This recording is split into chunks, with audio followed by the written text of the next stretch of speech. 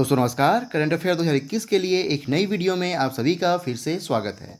दोस्तों आप सभी जानते हैं कि हाल ही में 4 राज्यों और एक केंद्र शासित प्रदेश के लिए विधानसभा चुनाव संपन्न हुआ है और इस वीडियो में हम उन सभी राज्यों के विधानसभा चुनाव से संबंधित जो भी तथ्य आपके एग्ज़ाम के लिए महत्वपूर्ण हैं या फिर जो भी संभावित प्रश्न आपके एग्ज़ाम में पूछे जा सकते हैं उन सभी को यहाँ पर डिस्कस करेंगे।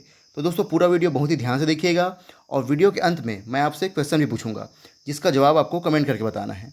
साथ ही इस वीडियो के पीडीएफ के लिए आप हमारा टेलीग्राम ग्रुप ज्वाइन कर सकते हैं, जिसके लिए आपको टेलीग्राम ऐप में जाके सर्च करना होगा RD स्टडी पॉइंट और वहाँ पे आपको जो हमारा चैनल लोगो वाला ग्रुप दिखाई देगा उसको ज्वाइन कर लेना है।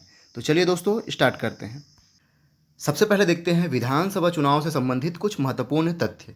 दोस्तों बात करते हैं पश्चिम बंगाल की। पश्चिम बंगाल में कुल विधानसभा की सीटें हैं 294, जिसमें से 292 सीटों पर चुनाव हुए हैं और यहाँ पे 294 सीटों के हिसाब से बहुमत का आंकड़ा है 148।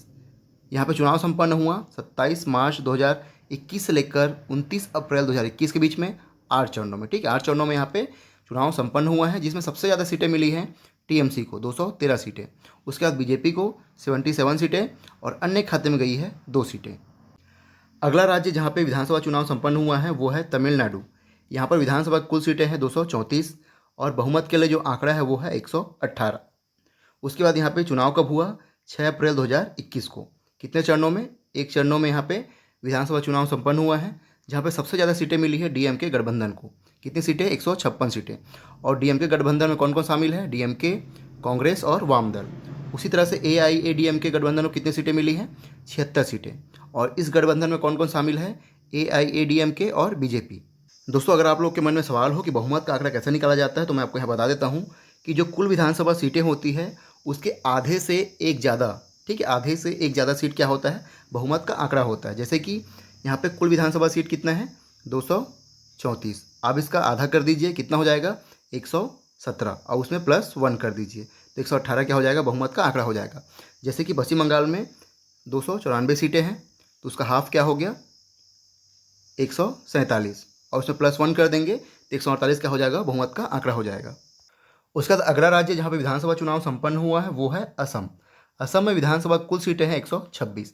126 को हम लोग हाफ करते हैं तो ये हो जाएगा 63। 63 +1 कितना होगा? 64। यहाँ के लिए क्या हो जाएगा? बहुमत का आंकड़ा। असम में चुनाव कितने चरणों में संपन्न हुआ? 3 चरणों में। 27 मार्च, 1 अप्रैल और 6 अप्रैल 2020 को यहाँ पे चुनाव संपन्न हुआ। सबसे ज़्यादा सीट गई है NDA के खाते में। कितनी सीटें? 75 सीटें। और NDA में कौन कौन से दल शामिल है? BJP जिसको 60 सीटें मिली, असम गण परिषद 9 सीटें और UPPL को 6 सीटें। उसके बाद कांग्रेस गठबंधन को कितनी सीटें मिली? 50 सीटें। अगला राज्य है केरल। केरल विधानसभा कुल 140 सीटें हैं। फिर से यहाँ पे 140 का हाफ करते हैं तो ये हो जाएगा 70। 70 +1 71 जो है बहुमत का आंकड़ा हो जाएगा। मतदान यहाँ पे हुआ 6 अप्रैल 2021 को। कितने चरणों में? एक चरणों में। सबसे ज़्यादा सीट मिली है LDF को 97, UDF को 41, NDA खाते में गई है 0 और अन्य खाते में गई है 2 सीटें। अगला है पुडुचेरी, जो कि एक केंद्र शासित प्रदेश है। यहाँ पे विधानसभा की कुल सीटें हैं 33। इसमें से 30 विधायक जो है चुनाव के जरिए चुने जाते हैं, जबकि 3 जो है केंद्र के द्वारा नामित किए जाते हैं। तो अभी हाल ही में यहाँ पे 30 विधानसभा सीटों के लिए चुनाव हुए हैं और इसमें बहुमत का जो आंकड़ा है वो है 16। कब चुनाव हुआ? 6 अप्रैल 2021 को, एक चरणों में। और सबसे ज़्यादा सीट मिली यहाँ पे NDA को। कितनी सीटें? 16 सीटें। साथ ही UPA को 8 सीटें और अन्य खाते में गई है 6 सीटें। उसके बाद देखते हैं विधानसभा चुनाव से संबंधित कुछ महत्वपूर्ण प्रश्न। सबसे पहले, हाल ही में 5 राज्यों में विधानसभा चुनाव कब हुए? तो दोस्तों इसका आंसर है बंगाल में 27 मार्च 2021 से लेकर 29 अप्रैल 2021 के बीच में हुआ। असम में 27 मार्च, 1 अप्रैल और 6 अप्रैल 2021 को। साथ ही तमिलनाडु, केरल और पुडुचेरी में 6 अप्रैल 2021 को चुनाव संपन्न हुए हैं। साथ ही दोस्तों बंगाल के 2 सीटों पर प्रत्याशी के निधन के चलते चुनाव रद्द हो गए थे और अब इन दोनों सीटों पर चुनाव होंगे 13 मई 2021 को। उसके बाद अगला क्वेश्चन है, हाल ही में 5 राज्यों में हुए विधानसभा चुनाव के नतीजे कब घोषित किए गए? तो दोस्तों इसका सही आंसर है 5 राज्यों में हुए विधानसभा चुनाव के नतीजे 2 मई 2021 को घोषित किए गए। उसके बाद असम विधानसभा चुनाव कितने चरणों में संपन्न हुआ? तो दोस्तों इसका सही आंसर है असम विधानसभा चुनाव 3 चरणों में संपन्न हुआ। साथ ही बंगाल में 8 चरणों में, केरल, तमिलनाडु और पुडुचेरी में 1 चरणों में चुनाव संपन्न हुआ। उसके बाद केरल में किस पार्टी ने लगातार दूसरी बार बहुमत हासिल कर सत्ता में वापसी की है? तो दोस्तों केरल में एलडीएफ ने लगातार दूसरी बार बहुमत हासिल कर सत्ता में वापसी की है। तो आंसर क्या हो जाएगा?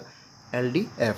उसी तरह से तमिलनाडु में डीएमके गठबंधन को बहुमत हासिल हुआ है, बंगाल में एआईटीसी यानी कि टीएमसी को, पुडुचेरी में एनडीए को और असम में एनडीए को बहुमत हासिल हुआ है। 205 राज्यों में जो विधानसभा चुनाव संपन्न हुए हैं उससे संबंधित जो भी राजनीतिक पार्टियां थी उन सभी के फुल फॉर्म हमें पता होना चाहिए। सबसे पहले देखते हैं एलडीएफ। एलडीएफ का फुल फॉर्म है लेफ्ट डेमोक्रेटिक फ्रंट। उसके बाद यूडीएफ यूनाइटेड डेमोक्रेटिक फ्रंट। उसके बाद BJP Bharatiya Janata Party, INC Indian National Congress. उसके बाद एआईटीसी या TMC All India Trinamool Congress. DMK Dravida Munnetra Kazhagam, AIADMK All India Anna Dravida Munnetra Kazhagam. उसके बाद NDA National Democratic Alliance, UPA United Progressive alliance.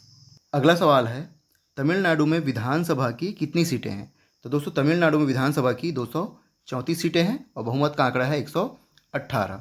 ठीक है। साथ ही बंगाल में 294 सीटें, असम में 126, केरल में 140 और केंद्र शासित प्रदेश पुडुचेरी में है 33 विधानसभा की सीटें। अगला क्वेश्चन है बंगाल के अगले सीएम कौन होंगे? तो दोस्तों इसका सही आंसर है पश्चिम बंगाल की अगली सीएम होंगी ममता बनर्जी। दोस्तों अगर आप लोग के मन में सवाल हो कि ममता बनर्जी तो चुनाव हार गई है, फिर वह सीएम कैसे बन सकती है, तो दोस्तों मुख्यमंत्री बनने के लिए विधानसभा या फिर विधान परिषद का सदस्य होना जरूरी है, लेकिन नियम के अनुसार सीएम पद की शपथ जो है बिना विधायक रहते भी ली जा सकती है। लेकिन इसके लिए करना क्या पड़ेगा? जो सीएम बनेंगे उनको 6 महीने का वक्त मिलेगा और इस समय सीमा के अंदर उनको विधानसभा या फिर विधान परिषद का सदस्य बनना पड़ेगा। अगर वह ऐसा नहीं कर पाती है तो उनको सीएम का पद छोड़ना पड़ेगा। उसके बाद देखते हैं ममता बनर्जी ने किस विधानसभा सीट से चुनाव लड़ा। तो दोस्तों इसका सही आंसर है ममता बनर्जी ने नंदीग्राम विधानसभा सीट से चुनाव लड़ा।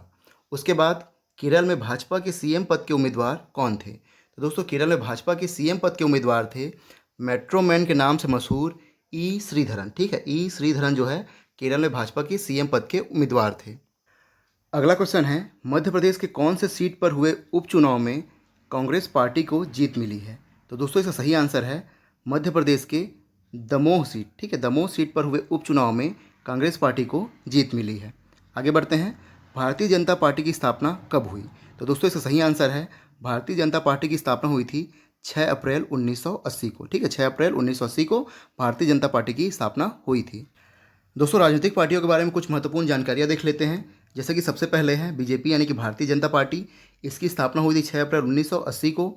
इसका मुख्यालय कहाँ पे है? नई दिल्ली में। इसके संस्थापक हैं अटल बिहारी वाजपेयी और लाल कृष्ण आडवाणी और इसके वर्तमान अध्यक्ष हैं जेपी नड्डा। अगला है आईएनसी यानी कि इंडियन नेशनल कांग्रेस। इसकी स्थापना हुई थी 28 दिसंबर 1885 को। इसका मुख्यालय है नई दिल्ली में। संस्थापक कौन थे? ए.ओ. ह्यूम, दादा भाई नौरोजी और दिनसा वाचा। वर्तमान अध्यक्ष कौन है? सोनिया गांधी।